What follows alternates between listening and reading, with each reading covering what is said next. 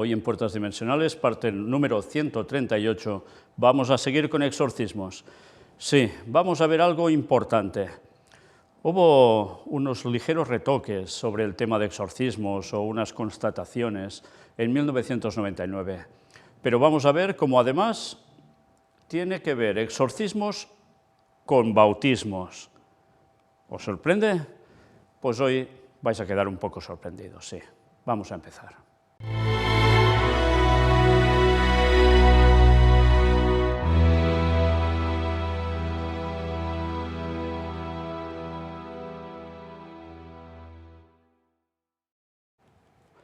Pues empezamos precisamente por una noticia, por decirlo de algún modo, que tiene que ver con exorcismos, pero que no es la típica noticia que podemos esperarnos, porque esto es directamente de la página vaticana.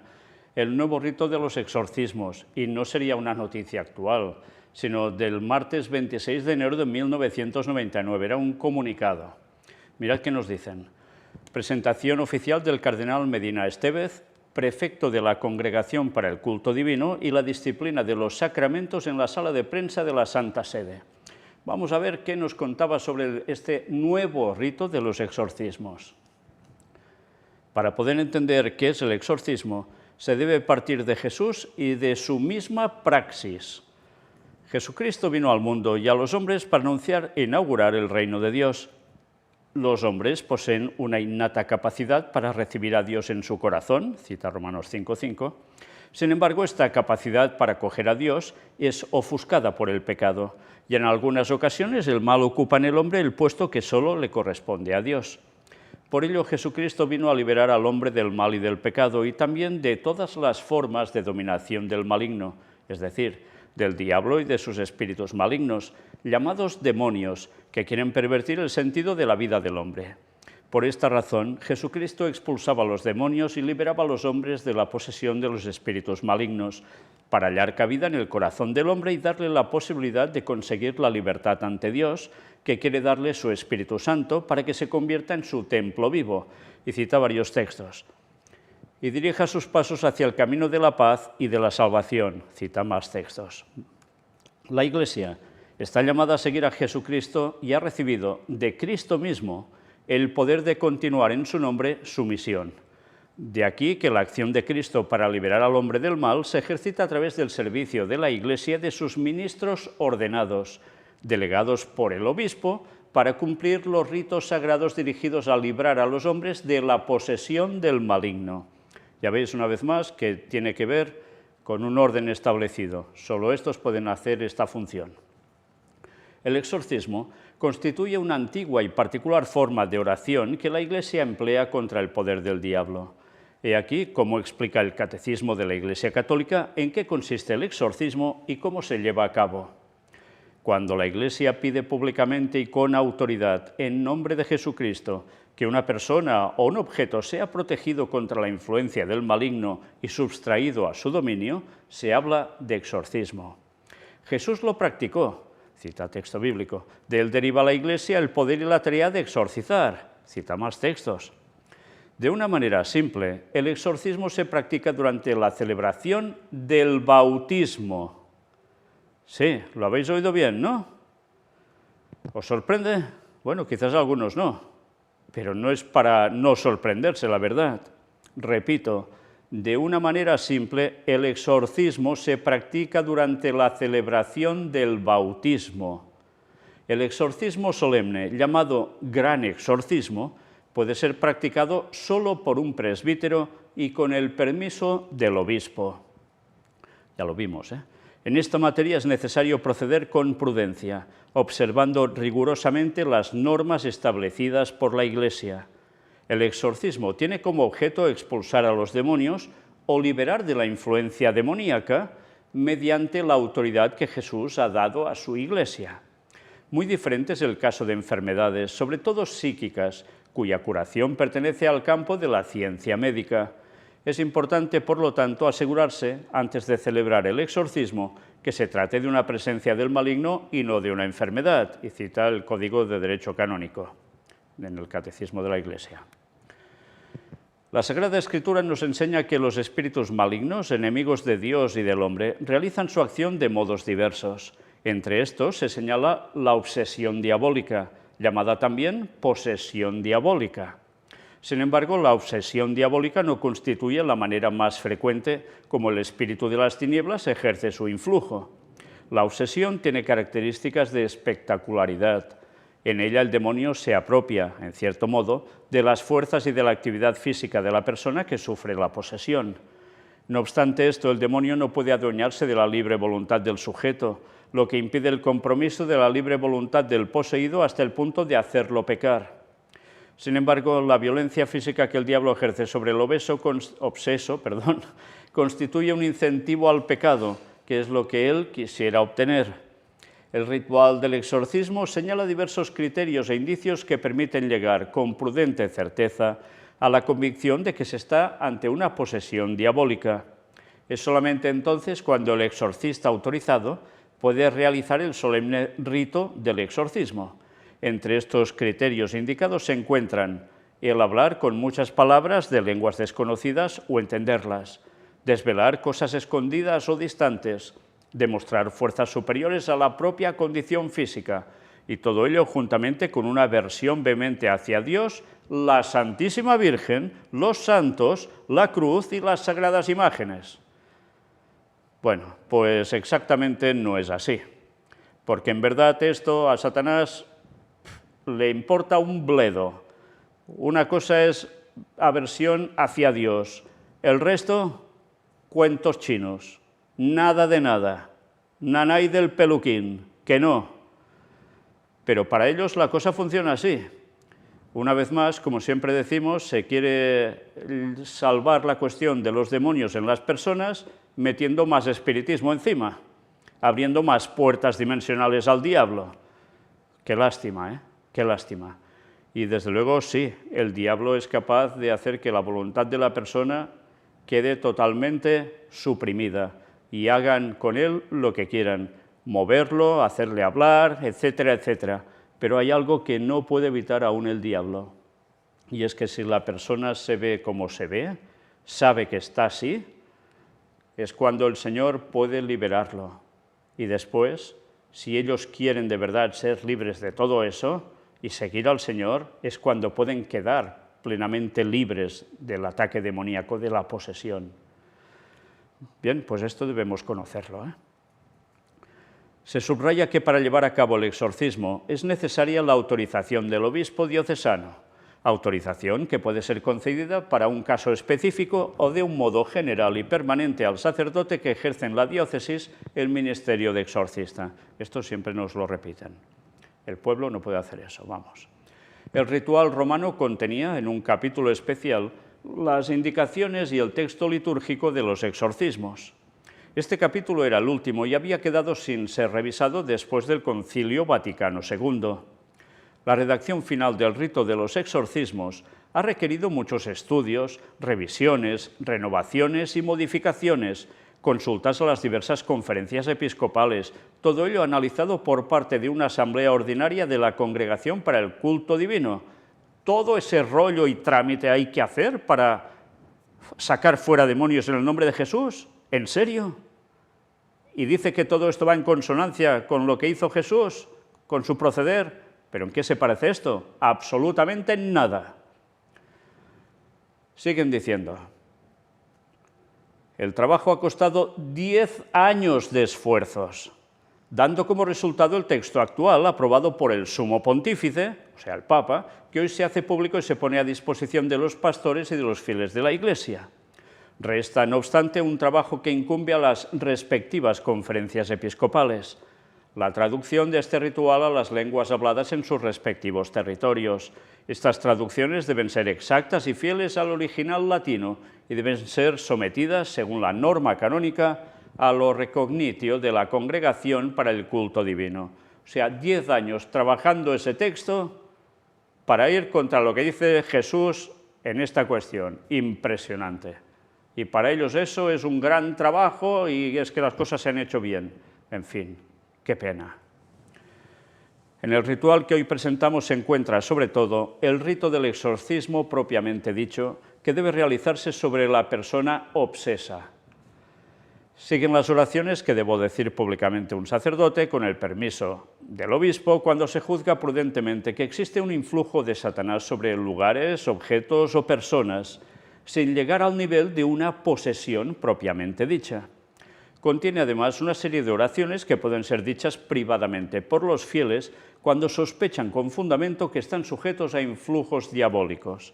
Una vez más, ya veis que todo parece cocinado, que ya solo tengan que coger un manual y tirar de él. ¿Y dónde está precisamente el contacto directo con Dios, la oración directa con Dios, espontánea, de corazón, para que el Señor haga lo que deba hacer? En serio, ¿dónde está? El exorcismo tiene como punto de partida la fe de la Iglesia, según la cual existen Satanás y los otros espíritus malignos, y que su actividad consiste en alejar a los hombres del camino de la salvación. La doctrina católica nos enseña que los demonios son ángeles caídos a causa del propio pecado, que son seres espirituales con gran inteligencia y poder. El poder de Satanás, sin embargo, no es infinito. Este no es sino una criatura, poderosa por el hecho de ser espíritu puro, pero siempre criatura. No puede impedir la edificación del reino de Dios. Esto es totalmente cierto, ¿eh? Aunque Satanás actúe en el mundo por odio contra Dios y su reino en Cristo Jesús, y su acción cause graves daños, de naturaleza espiritual e indirectamente también de naturaleza física, a cada hombre y a la sociedad, esta acción es permitida por la divina providencia, que guía la historia del hombre y del mundo con fuerza y suavidad. La permisión por parte de Dios de la actividad diabólica constituye un misterio grande. Sin embargo, nosotros sabemos que Dios dispone todas las cosas para el bien de los que lo aman. Y cita Romanos 8:28 y el Catecismo de la Iglesia Católica. Quisiera subrayar que el influjo nefasto del demonio y de sus secuaces es habitualmente ejercitado a través del engaño, la mentira y la confusión. Así como Jesús es la verdad, el diablo es el mentiroso por excelencia. Desde siempre, desde el inicio, la mentira ha sido su estrategia preferida. No hay lugar a dudas de que el diablo tiene la capacidad de atrapar a muchas personas en las redes de las mentiras, pequeñas o grandes. Engaña a los hombres haciéndoles creer que no tienen necesidad de Dios y que son autosuficientes, sin necesitar ni la gracia ni la salvación. Logra engañar a los hombres amortiguando en ellos e incluso haciendo desaparecer el sentido del pecado, sustituyendo la ley de Dios como criterio de moralidad por las costumbres o consensos de la mayoría. Y ahora me pregunto, ¿y ellos no sustituyeron también la ley de Dios por otro sistema de mandamientos, alterando el código de los 10? Anda, pues están echando piedras sobre su propio tejado. Y además fijaos que están hablando de que el diablo es como es, pero resulta que en definitiva es sí, mentiras, pequeñas o grandes, engaño, confusión. ¿Qué es lo que hace el diablo para entrar mejor? Pero resulta que ellos, con todo lo que están diciendo, no todo, pero prácticamente todo el sistema que utilizan para hacer eso que se llama exorcismos, resulta que también es con engaño, mentira y confusión, porque para nada es la cuestión bíblica que dijo Jesús. Vaya, pues más piedras sobre su tejado. A este paso el tejado, vaya como les va a quedar, ¿no? Hundido. Y sí, y Dios se lo va a hundir, desde luego. Siguen diciendo: logra engañar a los hombres amortiguando en ellos e incluso haciendo desaparecer el sentido del pecado, sustituyendo la ley de Dios como criterio de moralidad por las costumbres o consensos de la mayoría. ¿Y qué han conseguido hacer ellos con esto? Hacer un consenso de la mayoría, hacer costumbre de cambiar los mandamientos de Dios, porque no guardan el sábado, ¿verdad? Dicen santificarás las fiestas y sobre todo, como no, el domingo. Dice el mandamiento de Dios que no tendrás imágenes para adorar, etc. Y ellos, a montones. Por tanto, eso que además han convertido en costumbre y consenso de mayoría, resulta que es también contrario a lo de Dios. Pues mira, una vez más, piedra sobre su tejado. Persuade a los niños para que crean que la mentira constituye una forma adecuada para resolver diversos problemas. Y de esta manera se forma entre los hombres, poco a poco, una atmósfera de desconfianza y de sospecha. Detrás de las mentiras que llevan el sello del gran mentiroso se desarrollan las incertidumbres, las dudas, un mundo donde ya no existe ninguna seguridad ni verdad y en el cual reina, en cambio, el relativismo y la convicción de que la libertad consiste en hacer lo que da la gana. De esta manera no se logra entender que la verdadera libertad consiste en la identificación con la voluntad de Dios, fuente del bien y de la única felicidad posible. Y entonces uno se pregunta, ¿y por qué no cumplen la voluntad de Dios, que dice que guardas los mandamientos, que eso es necesario hacerlo también? Los auténticos, ¿eh? En fin, bueno, pues nada, más piedrecitas sobre su tejado. La presencia del diablo y de su acción explica la advertencia del Catecismo de la Iglesia Católica. La dramática condición del mundo que yace todo él bajo el poder del maligno hace que la vida del hombre sea una lucha. Toda la historia humana se encuentra envuelta en una tremenda lucha contra el poder de las tinieblas, lucha que comenzó ya en el origen del mundo y que durará, como dice el Señor, hasta el último día. Inserto en esta batalla, el hombre debe combatir sin descanso para poder mantenerse unido al bien. No puede conseguir su unidad interior si no es al precio de grandes esfuerzos con la ayuda de la gracia de Dios. Y cita Gaudium et Spes. Bueno, ya veis que en parte dicen verdades, pero luego por el otro lado, la Iglesia está segura de la victoria final de Cristo y, por tanto, no se deja arrastrar por el miedo o por el pesimismo. Al mismo tiempo, sin embargo, es consciente de la acción del maligno que trata de desanimarnos y de sembrar la confusión. Tengan confianza, dice el Señor, yo he vencido al mundo. En este marco encuentran su justo lugar los exorcismos, expresión importante, pero no la única, de la lucha contra el maligno. Cardenal Jorge A. Medina Estevez, prefecto. Bien, pues ya veis, aquí daban unas puntualizaciones sobre los exorcismos en 1999. Cargado parece ser de muy buenas intenciones, pero resulta que basado en muchas veces el ¿qué? Engaño, mentira, error. Por tanto, ¿puede ser efectivo lo que hacen? No, para nada, en absoluto. Pero mirad, ahora vamos al Catecismo de la Iglesia Católica, vamos a la segunda parte, donde se habla de la celebración del misterio cristiano. Segunda sección, los 7 sacramentos de la Iglesia. Capítulo primero, los sacramentos de la iniciación cristiana. Artículo 1, el sacramento del bautismo. Es hacia donde nos vamos a dirigir, porque ya hemos visto que exorcismos en bautismos. Pues vamos a ver qué nos dice en el Catecismo de la Iglesia Católica. 3. La celebración del sacramento del bautismo. La iniciación cristiana. Punto 1232. El Concilio Vaticano II ha restaurado para la Iglesia latina el catecumenado de adultos, o sea, el bautismo de adultos, dividido en diversos grados. Sus ritos se encuentran en el Ritual de la Iniciación Cristiana de Adultos de 1972. Por otra parte, el Concilio ha permitido que, en tierras de misión, además de los elementos de iniciación contenidos en la tradición cristiana, pueden admitirse también aquellos que se encuentran en uso en cada pueblo, siempre que puedan acomodarse al rito cristiano. O sea, depende de los lugares, tierras de misión, dice. Punto 1233. Hoy, pues, en todos los ritos latinos y orientales, la iniciación cristiana de adultos comienza con su entrada en el catecumenado, para alcanzar su punto culminante en una sola celebración de los 3 sacramentos del bautismo, de la confirmación y de la Eucaristía. Ya estamos una vez más con cosas que para nada son bíblicas.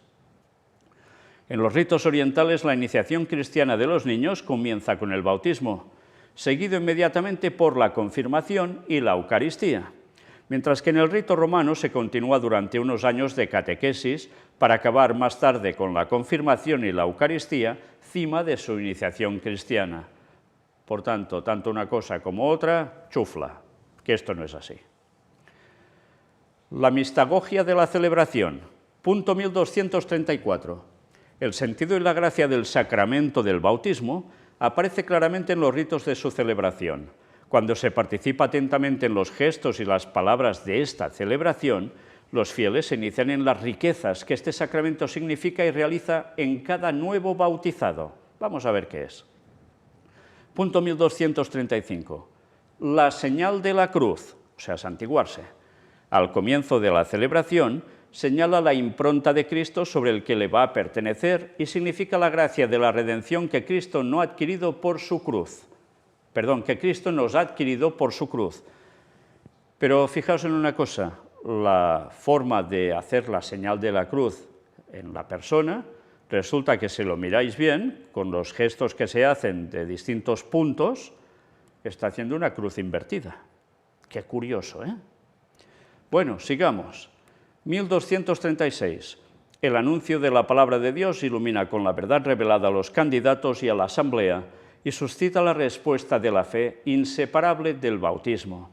En efecto, el bautismo es de un modo particular el sacramento de la fe por ser la entrada sacramental en la vida de fe. Y atención al punto 1237.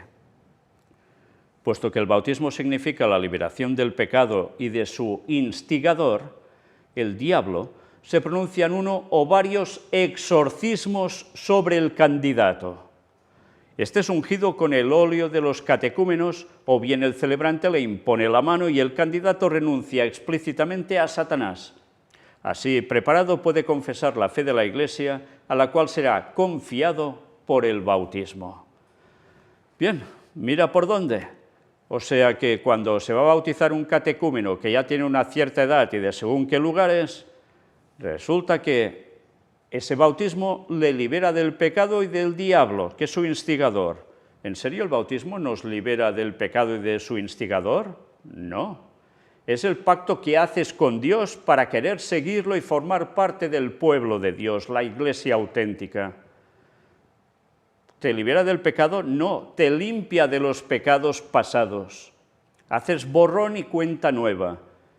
Pero eso no quiere decir que te libere del pecado, porque el pecado puede volver a estar en ti. Y seguramente después de bautizado seguirás pecando aún, por desgracia. ¿Te libera del diablo? No, porque el diablo te seguirá atacando de un modo u otro. Intentará hacerte pecar. E incluso te va a chinchar con todas las cosas que hemos visto en los temas de puertas dimensionales, aunque estés bautizado. Sí, ya sabéis, esas manifestaciones nocturnas que hace, etcétera, etcétera, ¿eh? Por tanto, todo esto es un churro, es falso. Y encima, eso sí, se pronuncian uno o varios exorcismos sobre el candidato. Bueno, con lo cual resulta que es un poseso.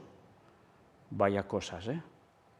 Y luego encima, pues un óleo, se le impone la mano y el candidato renuncia explícitamente a Satanás. En fin, punto 1238. El agua bautismal es entonces consagrada mediante una oración de epíclesis, en el momento mismo o en la noche pascual. Ya veis que empezamos con esos ritos extraños, ¿eh? Vamos, es todo de brujería prácticamente. La Iglesia pide a Dios que por medio de su Hijo el poder del Espíritu Santo descienda sobre esta agua, a fin de que los que sean bautizados con ella nazcan del agua y del Espíritu. Impresionante. ¿Veis en algún lugar en la palabra de Dios que diga que hay que hacer eso sobre el agua para que tenga esa propiedad mágica? Cita en Juan 3:5, para que nazcan del agua y del Espíritu, pero para nada en la Biblia se habla de que con el agua tengas que decir esas cosas para que sea un agua milagrosa. Una vez más, nos damos cuenta cómo juegan con espiritismo abriendo puertas dimensionales continuamente, y con todo eso quieren entrar gente a la Iglesia y sacar demonios. Punto 1239. Sigue entonces el rito esencial del sacramento, el bautismo propiamente dicho, que significa realiza la muerte al pecado y la entrada en la vida de la Santísima Trinidad a través de la configuración con el misterio pascual de Cristo. En parte, va por ahí. El bautismo es realizado de la manera más significativa mediante la triple inmersión en el agua bautismal, pero desde la antigüedad puede ser también conferido derramando 3 veces agua sobre la cabeza del candidato. O sea que nos dicen que antes se bautizaba por triple inmersión en el agua bautismal. Esto lo hacen ritos orientales. Sumergen a la persona 3 veces en el agua. ¿Era así como se bautizó a Jesús y cómo bautizaron los discípulos? No. Era en el triple nombre del Padre, del Hijo y del Espíritu Santo, se bautizaba una vez, porque Cristo no muere 3 veces y resucita 3 veces. ¿Qué es lo que significa el bautismo? Mueres enterrado al pecado, como Cristo murió en la tierra, y te levantas con la vida en Cristo, en su resurrección. Nada que ver 3 veces. Se hacía una. Pero además ellos, ¿qué han hecho? pues aprovechan y pegan un cambiazo y se puede derramar sobre la cabeza iba a decir la víctima, del candidato, 3 veces agua, como habéis visto en la fotografía que tenía al inicio de la presentación, con una concha, que con todo el significado que eso tiene, nada menos, y tirándole un poco de agua de esta bendita sobre la cabeza de la criatura, o quizás de la persona adulta, depende. En fin, que una vez más, cuando vemos lo de la conchita, ya una vez más volvemos a cuestión de espiritismo, puesto, como no, en todo su medio, y tantos de ellos sin enterarse. Punto 1240. En la Iglesia latina, esta triple infusión va acompañada de las palabras del ministro. El nombre, yo te bautizo en el nombre del Padre, del Hijo y del Espíritu Santo. En las liturgias orientales, estando el catecúmeno vuelto hacia el oriente, el sacerdote dice: el siervo de Dios, el nombre de la persona, es bautizado en el nombre del Padre, del Hijo y del Espíritu Santo. Y mientras invoca a cada persona de la Santísima Trinidad, lo sumerge en el agua y lo saca de ella. Bueno, pues ya habéis visto en los bautismos que nosotros practicamos, que es como lo hacía el Juan Bautista y los discípulos, pues la cosa es más simple. Se sumerge a la persona, se la levanta, eso sí, en el nombre del Padre, del Hijo y del Espíritu Santo, chaf, y para arriba, y ya está. Y sin tanta parafernalia. Pero bueno, mirad, ¿por qué hacer un exorcismo durante el bautismo? Bueno, claro, una pregunta lógica después de ver lo que llegan a decir, ¿no? ¿Por qué son necesarias las oraciones de exorcismo aunque se esté bautizando a un niño sin pecado aparente? Además, ¿por qué es necesario untar aceite en la frente incluso si está usando agua? La respuesta. Gracias por las preguntas. Veremos primero qué es el bautismo, porque es mucho más de lo que mucha gente piensa. Desde luego, ya veis que la página es una página católica. Y habla del tema de exorcismos, el tema del bautismo. Esto es lo que hace el bautismo. Nos hace hijos de Dios, nos limpia de la culpa del pecado original y personal, morimos a nuestras viejas vidas y nacemos de nuevo, es la puerta de entrada a la Iglesia. Bueno, no van tan mal, ¿no? Así somos libres del mal y hechos partícipes de Cristo. Esto significa que el mal tenía dominio sobre nosotros antes de nuestro bautismo. Incluso si un niño no ha pecado personalmente, comparte la misma naturaleza humana caída y necesita redención. Lo que han heredado es condenación, no salvación. Por lo tanto, solo por la misericordia de Dios se salva a alguien, no por nuestra naturaleza en la concepción. Como dice el Catecismo, en el punto 1237 que hemos visto antes, como el bautismo significa liberación del pecado y de su instigador, el demonio, se pronuncian uno o más exorcismos sobre el candidato. El celebrante lo unge entonces con el óleo de los catecúmenos o le impone las manos y renuncia explícitamente a Satanás. Así, preparado, puede confesar la fe de la Iglesia a la que será encomendado por el bautismo. Entonces, la razón para bautizar a las pobres criaturas que no tienen noción de las cosas, porque acaban prácticamente de nacer, resulta que es porque eso también les limpia del pecado que han heredado. ¿Y eso? ¿Eso es bíblico? Esto es un invento como un piano, porque bíblicamente el bautismo no se daba nunca a los niños, nunca eran personas adultas que podían decidir, porque no significa estas cosas que nos llegan a contar ellos. Y eso es importante conocerlo para que no nos tomen el pelo con engaños y mentiras, porque esto lo que hacía para ellos ya desde la antigüedad en el catolicismo era hacer sí o sí católicos a mansalva y que fueran el ejército del Papa para lo que hiciera falta, porque ya sabéis que el que es católico está por encima de todo obligado a tener el qué hacia el Papa, a hacerle el caso absoluto por encima del propio gobierno de su país. ¿Sabíais eso? Pues es así. Por tanto, ¿qué hacían? Católicos como rosquillas, venga, id pasando, pam, pam, pam. Y luego quedaban limpios del pecado original, del diablo, y resulta que crecían, y por más comuniones que hicieran, ni lo que fuera, pues seguían pecando y luego incluso hacían barbaridades absolutas. Entonces, ¿de qué quedaban tan limpios y de qué quedaban tan exentos del poder del diablo? ¿Os dais cuenta que hacen al bautismo unas aplicaciones de lo que realmente no llega a ser, solo en parte dicen verdad, por tanto es un engaño. Lo que ellos denunciaban en un principio, como cuestión satánica, es lo mismo que hacen ellos. Ya le interesa a Satanás mostrarse también, no siempre como lo pintaban con cuernecitos y un rabo, no, también le interesa que le muestren así, con una superinteligencia, un superpoder, etcétera, etcétera, que realmente es así. Porque después, ¿de qué sirve eso? Pues para que impongan este tipo de bautismos y hacer exorcismos, que en definitiva lo que hacen es llevarlos igualmente al terreno de Satanás. Impresionante, ¿eh? Qué jugada maestra la del diablo y cómo los utiliza. El tipo de exorcismos realizados en los bautismos se consideran exorcismos menores. O sea, hay mayores y menores, ya veis. Para un catecúmeno adulto que se prepara para el bautismo, esto es una señal de su deseo de renunciar al diablo y al mal. Para un niño es un signo del deseo de los padres de renunciar al mal por el niño. El catecismo nos habla de los exorcismos aquí, y ahora vamos a verlo. Pero el deseo de los padres está muy bien para que el niño renuncie al mal, pero no hace falta que le hagan todo eso de echarle agua con medio coco sobre la cabeza, porque no le sirve de nada. De nada. El niño deberá decidir por sí mismo hacia dónde debe ir. Claro que sí, con educación. Una vez más, qué forma de engañar al personal. Ah, eso sí, qué negocio tan bien montado, con los bautismos, porque eso sí da pasta, da su dinerillo, aparte de todo lo que implica. Bueno, pues vamos a ver qué nos dice este catecismo sobre los exorcismos. Punto 1673.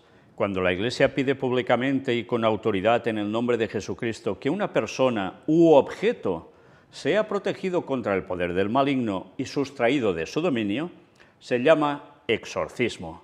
Jesús realizó exorcismos y de él la Iglesia ha recibido el poder y el oficio de exorcizar. De forma sencilla, el exorcismo se realiza en la celebración del bautismo. El exorcismo solemne, llamado exorcismo mayor, solo puede ser realizado por un sacerdote y con el permiso del obispo. El sacerdote debe proceder con prudencia, observando estrictamente las reglas establecidas por la Iglesia. El exorcismo se dirige a la expulsión de los demonios o a la liberación de la posesión demoníaca por medio de la autoridad espiritual que Jesús confió a su Iglesia. La enfermedad, especialmente la enfermedad psicológica, es un asunto muy diferente. Tratar esto es asunto de la ciencia médica. Por lo tanto, antes de realizar un exorcismo, es importante asegurarse de que se trata de la presencia del maligno, no de una enfermedad. Pero ya veis, resulta que todo esto ellos lo dicen como que es Jesús el que ha conferido a la Iglesia, o sea, la Iglesia católica, que dicen que es la que viene de Pedro, el primer papa y tal, mentira cochina, históricamente nada que ver, y resulta que así les enseñó a sacar demonios, a hacer exorcismos en el bautismo. Es un exorcismo menor, pero es un exorcismo. Y luego hacer exorcismo en los mayores de los modos que ya hemos visto. En fin, ¿en serio? Enseñadme en la palabra de Dios que diga algo así. ¿Podéis sostenerlo Biblia en mano? No, tiene que ser tradición de la Iglesia. Pues tradición de la Iglesia es mentira, es engaño. ¿Qué? ¿A quién vais a hacer caso? ¿A Dios o a los hombres y sus tradiciones? ¿Qué dijo Jesús? ¿Que hacían qué? Sí, ponían por encima las tradiciones, por encima de los mandamientos de Dios. Pues hacen lo mismo que los fariseos. Eso ya nos da una idea de por dónde surge la Iglesia católica. ¿Lo vais pillando? Siguen diciendo, para terminar, así en el bautismo, el exorcismo menor es un rito realizado para expulsar al demonio a fin de que la persona esté preparada para recibir la vida de Cristo. Ahora vamos a la segunda pregunta. La razón por la que se usa el aceite es por lo que simboliza. El aceite se usa cuando se bautiza en dos tipos diferentes, el aceite de catecúmenos y el aceite de crisma. El óleo del crisma simboliza la recepción de los dones del Espíritu Santo y el óleo de los catecúmenos simboliza la recepción de la fuerza y la sabiduría. Es parte del proceso de preparar un hogar espiritual para que Jesús resida en la vida de una persona. Espero que esto ayude. Pues no, no ayuda. No ayuda para nada, porque esto que aquí hablan tampoco es cierto para nada. Es un ritual tipo brujería que para nada llama al Espíritu Santo. El ungimiento con aceite se hace para los enfermos, recordadlo, y se puede hacer como consagrar a una persona para ser algo especial. Sí, pero no precisamente para lo que aquí nos dice. Una vez más, resulta que hablan de sacar demonios y lo que hacen es llamarlos por todas partes para que cada vez haya más gente endemoniada. Sí, sí, tal como lo oís. Y como ellos mismos reconocen que cada vez hay más endemoniados.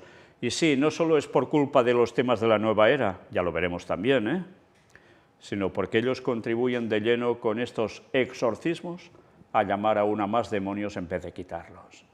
Este tema continuará porque aún debemos mostrar algo más sobre exorcismos y no vamos a quedarnos indiferentes para nada. Y no solo vamos a hablar de Iglesia Católica, recordadlo, vamos a hablar de exorcismos también en otros lugares de fe, teóricamente. Maranata 2031, preparémonos porque de endemoniados de aquí hasta el fin habrá montones, a montones. Dios nos ayude a no caer como ellos y a poder liberar a los que verdaderamente quieren ser salvos. 2031, Maranata, el Señor vuelve. Gracias a Dios. Él los bendiga.